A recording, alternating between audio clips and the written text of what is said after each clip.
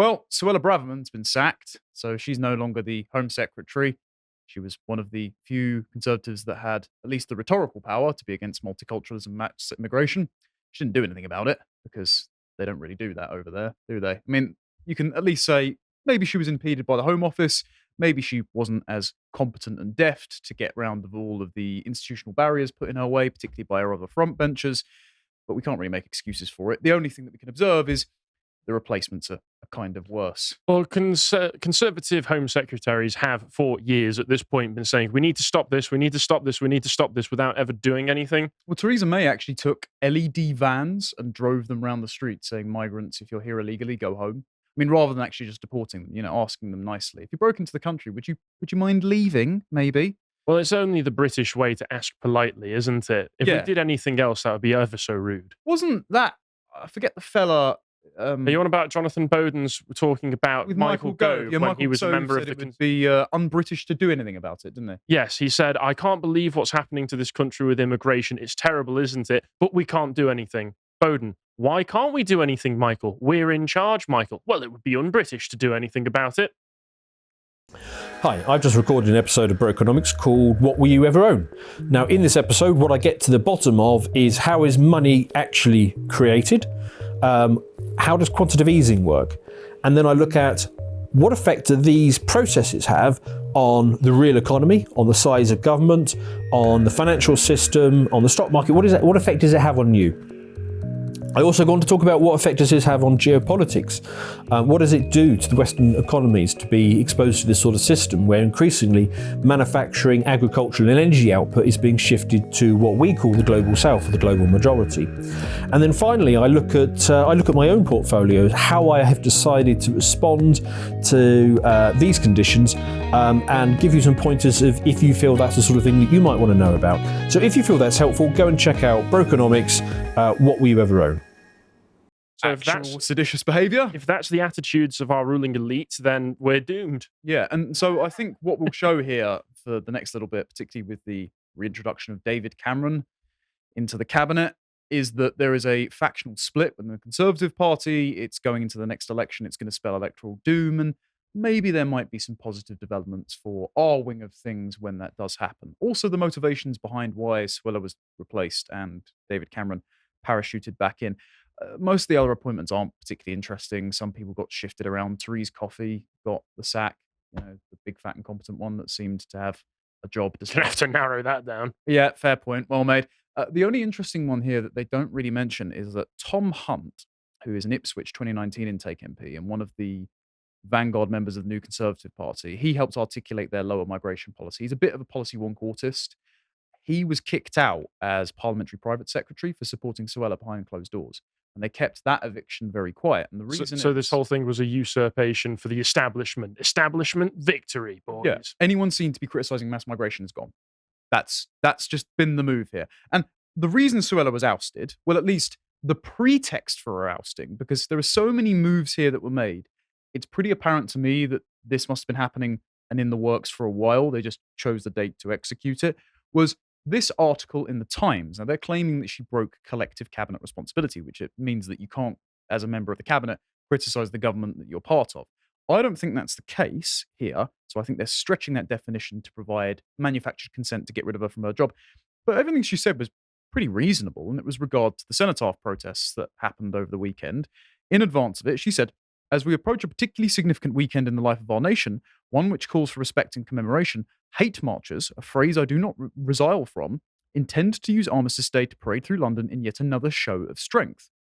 Pretty strong language is what some people have been saying. Actually, it's not a ceasefire protest, it's a flex of cultural and ethnic dominance by a special interest group that don't like Britain. Right-wing and nationalist protesters who engage in aggression are rightly met with a stern response, yet pro-Palestinian mobs displaying almost identical behaviour are largely ignored, even when clearly breaking the law. I have spoken to serving and former police officers who have noted this double standard. Football fans are even more vocal about the tough way they are policed as compared to politically connected minority groups who are favoured by the left. It may be that senior officers are more concerned with how much flack they're likely to get, whether this perceived unfairness alienates the majority or not. So, it's back to the same pretext that they gave for not policing the grooming gangs or not intervening with the Manchester Arena bomber, which is, please don't call us racist. We'll let the crazy people get away with anything just because they're brown and Muslim. Not excellent. So she was kicked out for that, despite polling by the People's Polling Company showing that I think it was 92% of the Conservative Party and 48% of the British public wanted these protests to be outright banned, not even go ahead, not even have a double standards of When you policing. say the parties, do you mean the membership? Yes. Yes. Not definitely not the MPs. The MPs were coming out and saying, well, maybe we should allow freedom of speech for the people that fundamentally hate our country and have already said they don't want freedom of speech if their Islamist caliphate took over. Frankly, suicidal. But and so this coincides with a bad week for Suella overall, because as of tomorrow, at time of recording, on Wednesday, the 15th, Supreme Court ruling for the Rwanda plan is going to come in. You know that tenet of Rishi Sunak's 5-point plan that said we're going to stop the boats and deport everyone illegal here to Rwanda in that weird exchange program that lets random Rwandans come over and use our health service? Well, yeah, that's one of the reasons I've never had much faith in this plan in the first place, is that if you actually read the documentation, it says that, yes, we'll also be taking in Rwandans for some reason. So, yeah, it's basically a student exchange program. It's going to get shot down by the Supreme Court, so they're not even going to deport one person. But I imagine we'll probably still be taking in Rwandans for some reason. Probably. That'll probably stick. Yeah, that'll probably be passed through. Also, the reason for this is the ECHR, which Braverman wants to leave, and some of the new cons want to leave. But Braverman and the new cons have just been excluded, and Sunak has said he doesn't want to leave the ECHR. And he said even if he does, he wants to sign up to the 1951 UN Refugee Convention, which defines a refugee as anyone unable or unwilling to return to their country of origin. So just don't want to, and you can stay in the hotel down the road in Swindon forever. Brilliant. And then inflation figures also release tomorrow on the same day from the ONS. So it's going to look really bad for the government. So they need a way to soft sell it. So this is a sort of dead cat strategy. And next Thursday, net migration figures come out. Those are going to look really bad. And so they don't want Suella standing around saying, well, this government has failed the British public because the British public have voted in every single manifesto for the last decade to lower migration, and we haven't done it. So Suella's gone. Who's in her place? Well, James Cleverly was appointed the new Home Secretary, but he was Foreign Secretary. So Foreign Secretary was freed up. Oh, good. I mean, he's got a sterling track record with foreign relations, doesn't he? Yeah. I mean, he's been, since leading to the death of Gaddafi and the creation of open-air slave markets in Libya and the mass trafficking of Africans through Libya, through the Mediterranean, sorry, Stelios, and the rest of Europe. It seems like he's kept his thoughts to his head because his forehead's grown 4 times since we last saw him. But yeah, if anyone doesn't know, former Prime Minister David Cameron is now Foreign Secretary, despite not being an MP, which means that he was immediately given a title of Lord on the day. Now, there is constitutional precedent for this. It did happen under Margaret Thatcher, because her Foreign Secretary, Peter Carrington, during the Falklands War, was also a Lord. It does mean that he's not going to be in every session of Parliament, obviously. It does mean that he's not going to be... He needs to be called up to the dispatch box by special appointment rather than just quizzed by MPs. It does mean that you have an unelected Foreign Secretary appointed by an unelected Prime Minister, which, if you care about democracy, up to you. I mean, that is democracy. Yeah, I'm not really fussed at that point. I don't mind these sort of appointments if this person had my interest at heart, but it does mean that by giving him a lordship and the cabinet appointment, it means that they are betraying any pretense that this establishment is for Brexit whatsoever, because that's what he resigned over, right? Let me just ask you some questions. Is the House of Lords is different from the House of Commons? Yes. House of Commons. So he was appointed in the House of Lords. Yes. Okay. So there seems much more of a constitutional system. Now, of course, it's not. It's more complex than that, but it's not exactly that there needs to be a vote for this. If you have a House of Lords, then you don't need to, then the democratic vote does not apply in the same way. Yeah, but so the problem is the perception by the voting public will be, okay, Rishi Sunak was parachuted in after Liz Truss was deposed. He wasn't elected by the British public. He was only elected by MPs, not even party members, because party members rejected him. And now you've turfed out Suella Braverman, who is popular generally among the British public, very popular among the Conservative Party base, for a former Prime Minister who quit over the Brexit referendum because he was on the wrong side of it, who wasn't even an elected MP, who didn't get a peerage in the former honours rollings, to just stick him in anyway, despite public... For most people who don't pay attention, this is the first that they have seen or heard of David Cameron since he left after the Brexit vote. As far as I'm aware, even, the most notable thing that he's done in the time between now and then has released an article for The Times, I think it was. Oh, it's funny that, isn't it? Oh, Most conservative PM ever. Stelios, before we carry on, what was it you were going to add? No, let's continue. So, for those who are listening, this is an article that Carl covered before with Callum on the website, but David Cameron last year in July explained how he, and funny enough, Theresa May, because Theresa May was party chairman in the early 2000s when they said that we'd become the nasty party, so we need to rebrand ourselves as more progressive. David Cameron explained, we were all white men, so I did something about diversity.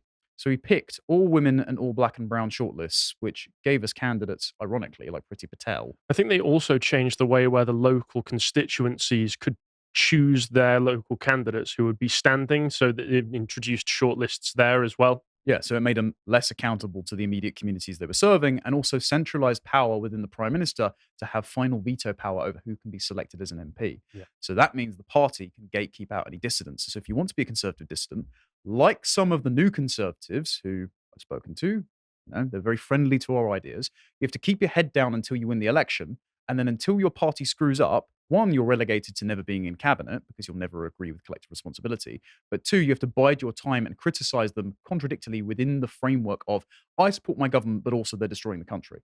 By the way, I tweeted that out. Liz Truss followed me immediately. That's a condemnation of you, if I'm completely honest. What have you got going on in the background? I feel attacked. Thank you very much. Anyway, speaking of David Cameron's terrible scandals, if you'd like to subscribe to the website for as little as £5 a month, you can watch things like our book clubs, which you did with Callum on Douglas Murray's War of the West. And the reason I bring this up is not just to show the fact that we currently have a promotion going on that means for the first 3 months, well, it is a good bit. For the first 3 months, you get 33% off. Use the code BIRTHDAY at checkout. But if you read Douglas Murray's War on the West, there's a section in it where he catalogues the various crimes of former Clegg Cameron era politicians, and he speaks about David Cameron's role in foreign policy, which makes it very interesting why he was drafted in as a foreign secretary. So I'll just read from Murray. Early in his time as Prime Minister in 2012, David Cameron met the Dalai Lama while the Buddhist leader was on a trip to London. The British ambassador to China was immediately called into a meeting and giving a telling off. Chinese investment was put on hold. A trip to the United Kingdom by Chairman Wu Banggu was called off, and the CCP talked about how it hurt the Chinese people that there had been this meeting with the Dalai Lama. Cameron soon afterwards announced that he planned to never meet the Dalai Lama again. The British government then issued a formal apology to the Chinese authorities for the offence caused. Normal trade relations were eventually restored. But what struck me most about the affair was an account I was subsequently given of the first meeting between British and Chinese officials after this affair. I was told by a source who had been at the meeting that before the meeting had gotten underway, the CCP officials pushed a copy of the British apology across the table toward their British counterparts, who were then asked to stand up and read it aloud, which they duly did. Sitting down afterwards, the lead Chinese official reportedly smiled and said, "We just wanted to know you meant it." David Cameron certainly learned his lesson and seemed to have discovered where the money and power now lay. A year after leaving office, it was announced that he was taking a leadership role in a new £1 billion investment fund, $1 billion rather, set up and promote China's Belt and Road Initiative. A former British Prime Minister was now helping China develop its empire. So David Cameron was pushing the Belt and Road throughout the world on China's behalf after leaving office. I have the impression that this party wants to lose the next elections. You would think so. What I think Both parties seem to want to lose the election at this point. They're racing to the bottom. So what I think is happening is that you're seeing fractions in both parties between different factions. And in the Labour Party, you've got the progressive and Islamist factions that are trying to... Keir Starmer is trying to contain as sort of bad news. And the Islamists just won't shut up over the Israel-Palestine thing. But Keir Starmer is clearly in the Blairite globalist camp. I mean, he's sitting with Blair on stage. He's saying that Davos is preferred place to Westminster. In the Conservative Party, you have equally three factions. You have these marginal new cons who are immigration skeptics, social conservatives. You'll put like Lee Anderson in that camp. Suella Braverman actually came to their drinks event on the second night of conference. That's why Rory now has a selfie with her. It's very funny. So the other two camps that exist are the ones that are vying for control of the front bench. And those are the neocons and the globalists. The neocons are like Liz Truss and Boris Johnson, of where they're basically on board with most of the things that the globalists want, but they're also not very bright, and they're still in the end of history paradigm. And so they want the unipolar world. They still want the American hegemony to stay in place. That's why they're pushing very hard on things like Ukraine and Israel funding. Whereas the globalists are kind of resigned to the multipolar world idea that the UN and the WEF are doing, but they still want to mediate conflict. So they're more than happy to appease BRICS and China and hope that they can steward the UK and America from a managed decline into that kind of equitable, we all have renewable resources, we can all just trade peacefully, and cultural distinctions don't mind kind of world. But the reason why I say that they seem to me to be a party that want to lose the next election is because by the change they made, if I may say so, they show that they don't care to function even as a pressure valve, which is a wrong way to action. When you claim to, let's say, express some people in words, in rhetoric, and you don't do that in action, that's wrong. But it is one tactic that a lot of parties are using in order to gain votes. It also helps contain the opposition. Yes. So the fact that they're not doing it right now seems to me to show that they don't want to appeal to that audience. They want to alienate that audience. So I think they are, the globalist types are counting on the bringing to fruition of their agenda anyway, even through the Labour Party. And also, lots of these people know they're going to get cushy jobs afterwards. I mean, you've just heard about Cameron. Cameron was involved in the Lex Greensill scandal during the pandemic, where he got one of his Australian venture capitalist friends a job as part of the COVID loan scheme. And then some lord got Greensill a cabinet appointment as an advisor. So Cameron was probably getting kickbacks from that. Sunak's going to bugger off back to Goldman Sachs and probably go to the States. He barely even wants the prime minister job anyway. It's just a stamp on his CV at this point. So these people get golden parachutes. I think the neocon faction, this is why they're so bitter. This is why you see Boris wanting to make a return, because they feel that they've been backstabbed. And this is why you see the people that are leaning on the democratic consent side, which is like Suella Braverman, Miriam Cates, Danny Kruger, going, what the hell are you doing? Why are you throwing us out of the club? Because they're the ones whose seats are on the line, and they actually want to keep their seats, hopefully some of them to do good. Some of them aren't very effective. Some of them do actually care. They're just stonewalled or not that bright, frankly. So there's also a token gesture. So you've almost predicated the idea that they want to contain the rhetoric because they've appointed Esther McVeigh, Minister without Portfolio. Now, Esther McVeigh is married to Philip Davies. They help present the GB News show together on the weekends.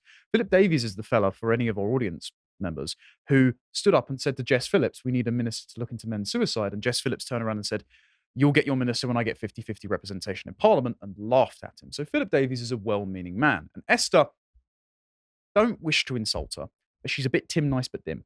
Like, she's got decent instincts, but then she allows personal relationships to get ahead of her. For example, being against lockdowns and vaccine passports, but backing Jeremy Hunt in the leadership candidacy because he said he'd give her a job.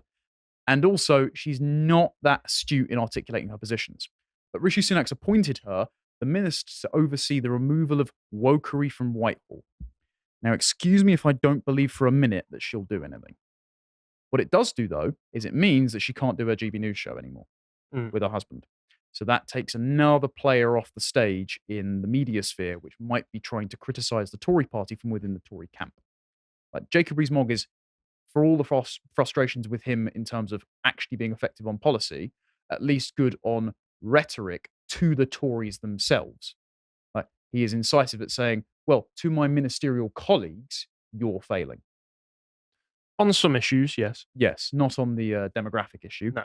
Certainly not. He's explicitly stated he doesn't care about demographics. Yeah, because he doesn't see what's happening down the street in Swindon or most London boroughs. Many such cases, unfortunately. So, of course, the no confidence letters start flooding in. Well, I say flooding, there's been one.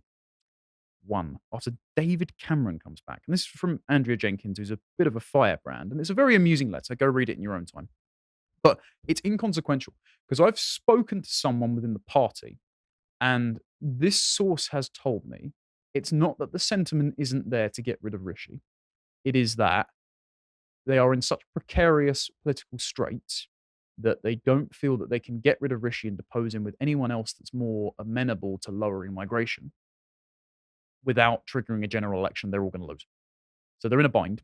And I think this is why Rishi has caved to the implicit hierarchy within the Conservative Party, the sort of anti-Brexit party, because he's obviously, Hunt's been there for ages and he was part of the Cameron-Clegg coalition. Osborne's lead advisor, which you covered before, is now in the Treasury. He's a former BlackRock appointee. So before, these people were sort of circling the drain and being the behind-the-scenes puppeteers. And now with the appointment of Cameron, you've made the hierarchy that's gone against the will of the British people, rather than implicit, explicit. And so there is discontent among the Conservatives, but they're just not willing to act on it because either way they're going to lose. It's just at least they're trying to hope to put off the inevitable loss, which is... So do they want to basically contain their loss and Yeah. go to a more manageable loss. They want to play for time, I think. Okay. And they're also hoping that somehow Labour sabotages them themselves So- in the interim. So See- why are they alienating the vote of people, or let's say the group of people who are really vocal about what they want? Because the people that have the power to write letters saying that they have no confidence in Sunak are the ones that don't want them to be alienated, but they have no power not to alienate. The front bench, Sunak, all of the special advisors and that are ousting people like Suella Braverman are the ones setting the agenda. And they're the ones that are happy to steward them into a loss for some reason. This seems to me like a group of people who don't want to information, or the information process doesn't flow well. Possibly, yeah, there's a lot of dim people in there, but there are also people that are conducting a strategic demolition. I mean, this is probably where you're falling on this, of where they're just deliberately trying to destroy the country. Potentially, because I think one of the things that you are banking on in your analysis, which I'm not so certain on anymore, is that they are going to face some kind of catastrophic loss at the next election. Because that was looking like it was the case for a little while, because as we know from recent polls, it's not that conservative voters are switching to another party, it's that a lot of them are dropping out of the voting process altogether. 6 in 10. Yeah, they don't care anymore. They're like, well, if the Conservatives don't represent my interests, then no one can represent my interests. But this is also banking on the idea that Labour is going to build up enough of enough momentum that people will either switch to them, or people who've dropped out of the process will come back specifically to vote for them. And there was a sign earlier on this year that they were taking, because Keir Starmer was being directly advised by Tony Blair, as we've seen, as have some of the actual Conservative members and some of the Conservative cabinet members. They often have discussions with Tony Blair in not so secret, behind closed doors meetings. Well, his institute is at the Conservative Party conference with a booth with routine events. It's a open secret that they're a completely Blairite party. But they were taking on rhetoric, Labour were, that was trying to appeal to the red wall voters, where they were saying that we're going to reduce immigration, we're going to be sensible, we're not going to destroy the country. And then in recent months, they seem to have completely detonated any sort of momentum that would have built up. They've slammed themselves into a wall by going, no, actually, we are still crazy communists, don't you worry about that. So Labour seems to be split between trying to appeal to a more commonsensical old Labour mindset of, we want to protect the country's interests, we want to protect your jobs, and we want to make sure that we're not importing the rest of the world into this country so that your Labour isn't being devalued. And then also going, but we also want to appeal to the completely insane woke middle class voters that we've built up since Jeremy Corbyn, and it seems that that's going to tank them. So at this point, I've not looked at the polls recently, but I don't know who's going to win, because Conservatives are showing everybody that they hate you, and Labour is also going, don't worry, we still hate you. So if anything, I'm expecting the Conservatives are expecting to just eke by, and they're putting people in place so that when they do just eke by, that it can carry on as business as usual for the next who knows how long. That's not a bad bet. This is something that Rory raised in the office, and that is that appointing Cameron as foreign secretary has a geopolitical angle. So not just with his appeasement of the Chinese, but also I think he got some kind of accolade by the Saudi royal family. And that means that at a time of conflict, as the Russia-Ukraine war decides to diminish, as the media, like the Washington Post and Time Magazine in the last couple of weeks have ran hit pieces critical of Zelensky and saying that, we'll cover this later in the week, saying that Ukraine actually was involved in the bombing of Nord Stream, it looks less like the Ukraine war will fall on the side of the Ukrainians. We've also now got Israel, Palestine, and the rise of the BRICS nations. And so they're putting someone in the Foreign Office that can negotiate with these enemy nations to create peace within the emerging multipolar world.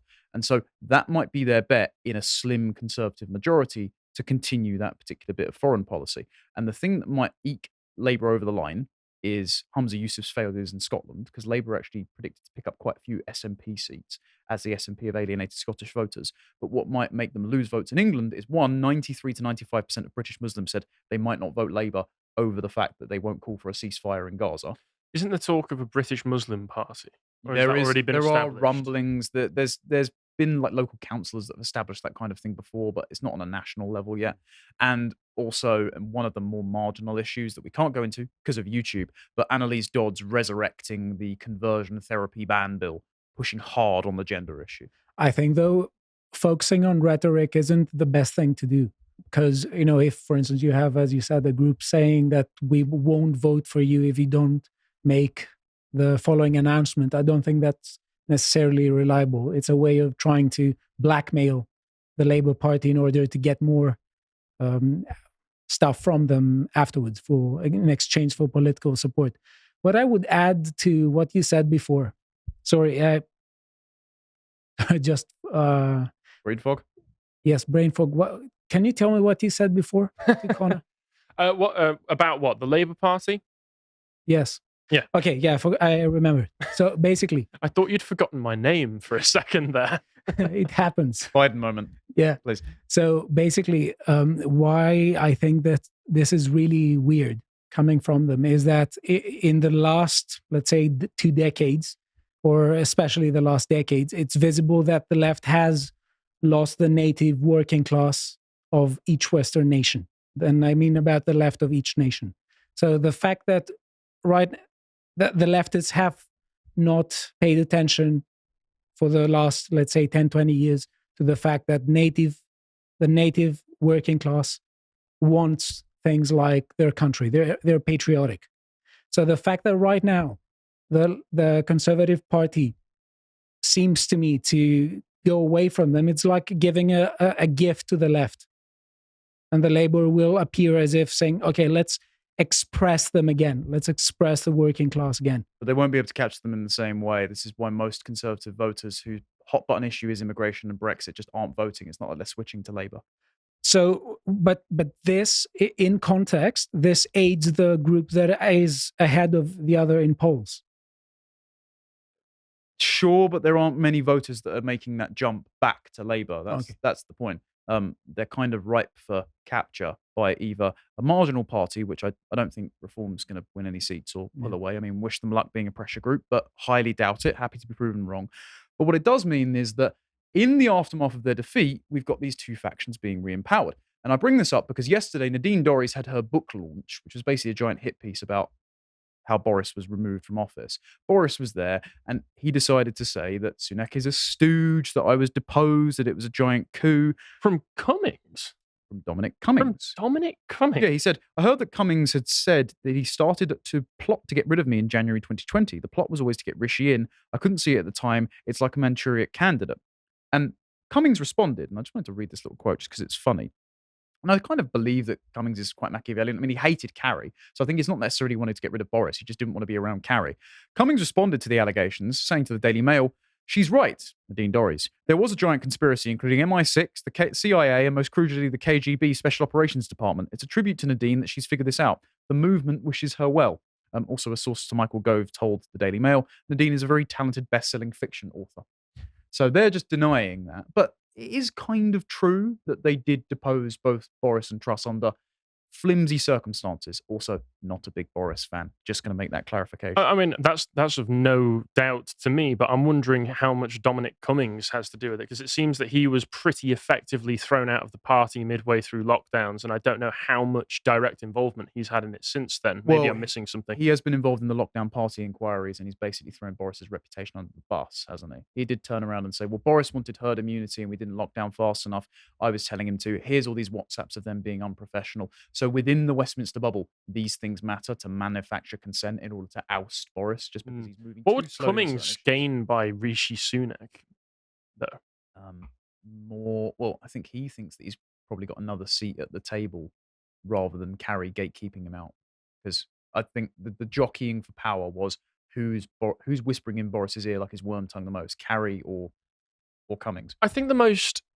Well, I mean, we should expect it, but I think the most frustrating thing about all of these discussions is the Machiavellian plotting that goes on behind the scenes of all of these people vying for power. Not a single one of them is doing it for the sake of what's best for the British people. Well, you say that. Turns out that someone's doing it in front of the scenes. This is the alternative future that we could have. Nigel Farage is going in I'm a Celebrity for about 1.5 million quid. And people might think it's theatre, but everyone that's been astute on this has said this is obviously a PR move following on from the suggestion that Rishi Sunak said, I can't really stop him from rejoining the party. following showing up to Conservative Party conference and singing and dancing with the Home Secretary and former Home Secretary, and the fact that he's the most popular politician in the country, particularly for the constituency that have just been isolated by sacking Suella. So the idea is that Nigel Farage could be in prime position, both with public goodwill and within the disaffected politicians within the Conservative Party, to take over the party. Only problem is the dark spectre of Tony Blair looms over it all, because he's just ironically been touted as an Israeli peacekeeper in the Middle East. Tony Blair. Checks out. Middle East. So yeah, just some interesting assessments on the sorry state of the Conservative Party. They're currently committing political self-destruction.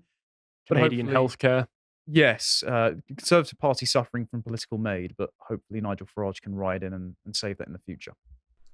Thanks for watching that segment from the podcast Lotus Eaters. I hope you enjoyed it, and if you did and want to find more of what we do, you can subscribe to our website for as little as £5 per month to find all of the video series we've got on there, including Dan's Brokenomics series, the most recent episode of which he's talking with Dr. Ahmed Malik about the current state of the NHS. When signing up, if you use Stripe and sign up using the code BIRTHDAY, you can get 33% off of your first 3 months. So take advantage of that discount while you can. And if you'd like to follow Dan and see what he gets up to, then you can follow him on Twitter at KingBingo_ and see what he gets up to. So thanks very much for watching and take care.